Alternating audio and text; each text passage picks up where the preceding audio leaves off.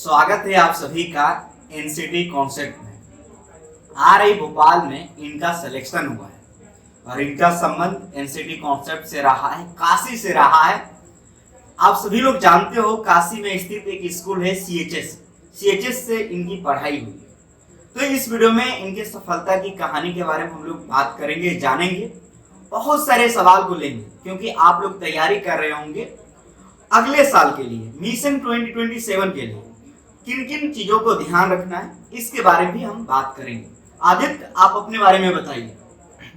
जी, मेरा नाम आदित्य गुप्ता है और मैं बिहार का रहने वाला हूं और मैंने अपने 11-12 की पढ़ाई सीएचएस बीजू से की है और उसके बाद मैंने एनसीटी की तैयारी की, जिसके लिए मैंने एनसीटी कॉन्सेप्ट को चुना और मैंने इसकी तैयारी यूट्यूब से दी और इस यहाँ के टेस्ट बैच से मैंने अपनी पढ़ाई कंप्लीट किया। अभी मैंने आरआई भोपाल में बीए बीएड इकोनॉमिक्स मेजर में सिलेक्शन पाया है। कितना स्कोर था आपका?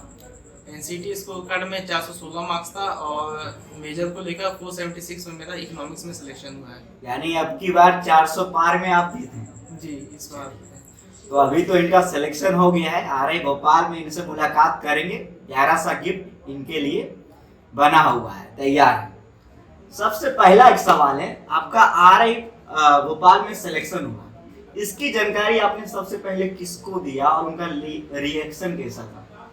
सबसे पहले जानकारी हमने माता पिता को दी हाँ। और सुनने के बाद बहुत ज्यादा खुश हुए। भैया बहुत खुश हुआ था। मम्मी पापा का क्या रिएक्शन था? बहुत बढ़िया रिएक्शन था क्योंकि कॉलेज अपने आप में बहुत ज्यादा अच्छा है। तो जब पता चला तो वो लोग काफी खुश थे कि बच्चा का सिलेक्शन हो गया, वहाँ पढ़ाई करने जाएगा। तो अगला एक सवाल है कि आपकी प्रिपरेशन जर्नी में सबसे ज्यादा सपोर्ट किसने किया? प्रिपरेशन जर्नी में फैमिली सपोर्ट था और एनसीटी कॉन्सेप्ट का प्रॉपर सपोर्ट था। टीचिंग एप्टीट्यूड के बारे में मुझे कुछ भी आइडिया नहीं था, लेकिन विकास सर ने जैसा पढ़ाया उसके अकॉर्डिंग पूरा सफिशिएंट है। आप इसे चाहे तैयारी कर सकते हैं, इंग्लिश हो, हिंदी हो या डोमेन सब्जेक्ट, आप एनसीटी कॉन्सेप्ट पर भरोसा कर सकते हैं। ये आपकी तैयारी सफलता में जरूर बदल देंगे। अगला सवाल है, रिजल्ट आने के बाद आपका सबसे इमोशनल मोमेंट कौन सा था, कैसा था? आपको मतलब कैसा लगा रिजल्ट आने के बाद? काफ़ी ज़्यादा स्ट्रेस में थे क्योंकि डर लग रहा था कि आरआई भोपाल में सिलेक्शन होगा या सिलेक्शन नहीं हो पाएगा। तो डर लगा था और इकोनॉमिक्स के लिए ही चाह रहे थे कि हमको मेजर में मिले और जब एंड में नाम आया, उसमें सिलेक्शन लिस्ट में लिखा तो काफ़ी ज़्यादा खुशी मिली कि इकोनॉमिक्स में सिलेक्शन हो गया। अगला सवाल है, आपका 12th किस वर्ष हुआ?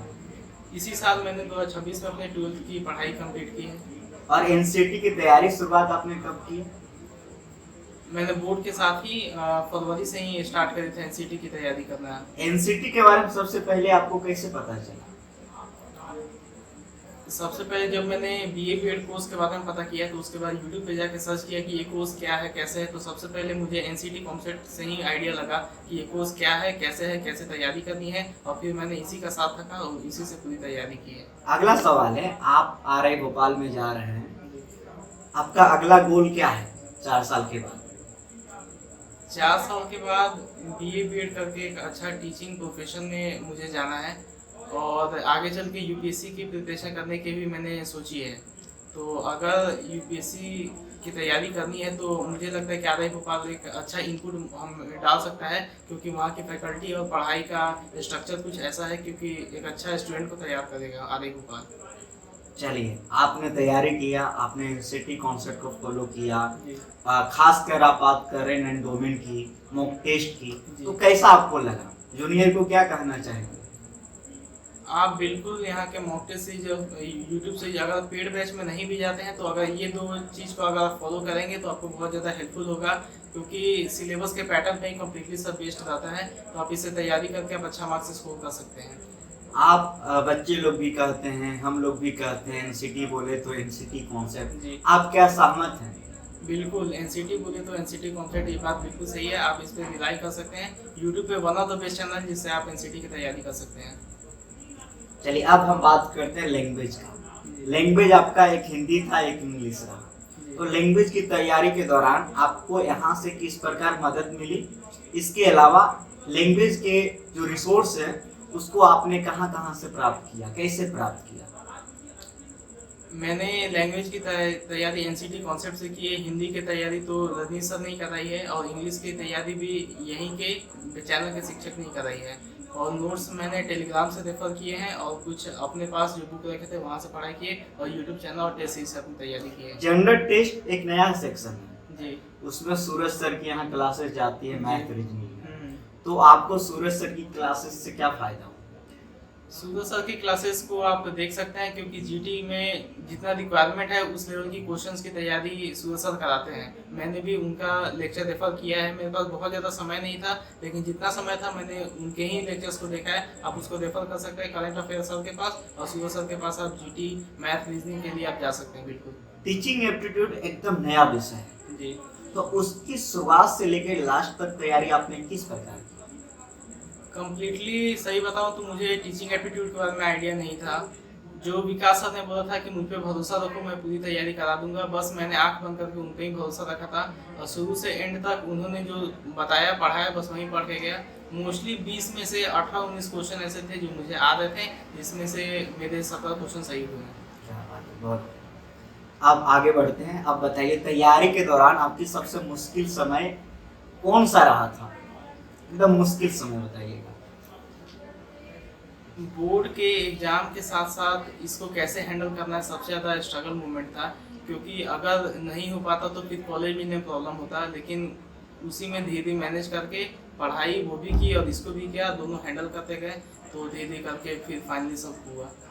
चलिए आप बताइएगा आपके लाइफ में अभी तक के लाइफ में कोई ऐसा चीज जिसको लेके लगा था आपको ऐसा फील होता है, रिग्रेट फील होता हो, कोई ऐसा चीज अब तक के लाइफ में? नहीं, ऐसा बहुत बड़ा कोई रिग्रेट जैसा मोमेंट नहीं है, लेकिन कभी कभी लाइफ में लगता है कि डिसीजन गलत बन जाता है, लेकिन फिर आगे भरोसा रखना होता है और आगे चल के फिर लगता है कि नहीं जो डिसाइड किया वो सही हुआ है डिसीजन। चलिए बहुत बढ़िया, बहुत बढ़िया। चलिए अब आगे बढ़ते हैं। आपके हिसाब से सबसे बड़ा कंपटीशन दूसरों से होता है या खुद से? लगता है कि सबसे बड़ा कंपटीशन आपको दूसरों से करना है, लेकिन सबसे बड़ा कंपटीशन आपका खुद से अपने में रहता है, क्योंकि कैसे तैयारी करना है आप खुद कर पाओगे या नहीं कर पाओगे, इसी में अंडर कॉन्फिडेंट रह जाता है। बस आप अपने पे भरोसा कीजिए और तैयारी कीजिए। अगर आप अपने आप को बीट कर लेंगे तो आप दूसरों को भी बीट करके आप आगे बढ़ सकते हैं। आपके सामने आदित्य सिलेक्शन लेके कह रहा है कि आपका कंपटीशन आपसे है, सीट भले ही कम हो, अगर आप अपने आप पे विजय पा लिए तो आपका सिलेक्शन होगा। चलिए अब आगे बढ़ते हैं। क्या आप सिलेक्शन में लक का भूमिका मानते हैं? जी कहीं ना कहीं, क्योंकि सीट्स बहुत ज़्यादा लिमिटेड है, तो मेहनत कर रहे हैं ये बहुत अच्छी बात है, लेकिन उसी के साथ साथ लक थोड़ा सा एक फैक्टर हमको ऐसा लगता है कि दोनों आपको डिमांड करता है, क्योंकि इकोनॉमिक्स में ओबीसी कैटेगरी में बस 2 ही सीट थे, तो मुझे रिस्क लग रहा था कि इकोनॉमिक्स में जो हमको मिलेगा या नहीं मिलेगा, तो मेहनत तो किए थे, उसके बाद लक भी थोड़ा साथ दिया। इकोनॉमिक्स में जिनको एक और मिला है वो भी यहीं के स्टूडेंट हैं, रेनी जी आदित्य, है ना? चलिए ठीक है, अब आगे बढ़ते हैं। आप बताइएगा जो आपका पेपर हुआ था 17 या 18 अप्रैल के कौन सा शिफ्ट में हुआ था और पेपर का लेवल कैसा था? मेरा पेपर 17 अप्रैल के सेकेंड शिफ्ट में लिया गया था। पेपर का लेवल कैसा था? पेपर का लेवल ऑलमोस्ट मॉडरेट था। जो इकोनॉमिक्स का पेपर था वो थोड़ा मॉडरेट से ऊपर आया हुआ था और जीटी मॉडरेट से थोड़ा ऊपर था। बाकी टीचिंग एप्टीट्यूड और बाकी डोमेन सब्जेक्ट और लैंग्वेज सही थे। पेपर देने के बाद आपको लग रहा था कि आपका सिलेक्शन हो जाएगा? पेपर देखिए जब बाहर है तो एक आइडिया लग गया था कि कॉलेज से मिलेगा, लेकिन आरआई भोपाल मिलेगा या नहीं मिलेगा, क्योंकि टॉप कॉलेज है, तो इसमें थोड़ा डाउट था। थोड़ा समय लगा, फिर देखने के बाद लगा कि इस पे लिया जा सकता है, तो फिर अप्लाई किया तो फिर से सिलेक्शन मिल गया। अब आप बताइए, आप बिहार से हैं, बिहार के बारे में क्या कहना चाहते हैं? बिहार को बहुत ज़्यादा अंडरएस्टिमेट करके रखा जाता है, लेकिन वहाँ पे बिहार के बच्चों के पास बहुत ज़्यादा पोटेंशियल है। मैंने भी 10th के बाद मुझे नहीं पता था क्या करना है कैसे करना है, लेकिन एग्ज़ाम दिया, CHS हुआ, CHS के बाद फिर NCT की तैयारी की, उसके बाद फिर भोपाल में सिलेक्शन हो गया है और आगे भी मेहनत करते रहेंगे। बिहार के बच्चे आगे जरूर कुछ ना कुछ अच्छा करेंगे। जो स्टूडेंट आपके साथ तैयारी कर रहे थे उनका सिलेक्शन नहीं हुआ है, उनको क्या सलाह देना चाहेंगे आप? अगर आपके पास दूसरा कुछ बेहतर ऑप्शन रहता है तो आप उसमें जा सकते हैं, लेकिन अगर आपको टीचिंग फील्ड में ही अगर जाना है, अगर आपको इसकी तैयारी करनी है, तो आप चाहो तो NCT कॉन्सेप्ट को प्रेफर करके उसके बेस से आप पढ़ाई अपना कर सकते हो। यहाँ से सिलेक्शन होने के प्रोबेबिलिटी बहुत ज़्यादा रहते हैं, तो आप यहाँ से चाहो तो तैयारी कर सकते हो। अब अगला सवाल है, यहाँ आए हो, मिले हो, कैसा लग रहा है? लिटरली अभी जैसे एंटर किए और अचानक आता है तो आपको देखा, हमको विश्वास नहीं होती कैसे आपको मतलब मिल गए। तो थोड़ा बहुत अच्छा लगा कि यूट्यूब पे जिनको एक साल कुछ 4-5 महीनों से देख रहे थे उनको लाइव देखा तो बहुत अच्छा फील हुआ। चलिए, आने में कोई दिक्कत हुई यहाँ पे? नहीं, कोई दिक्कत कोई दिक्कत नहीं। और आप अपने मम्मी पापा के लिए कुछ कहना चाहेंगे?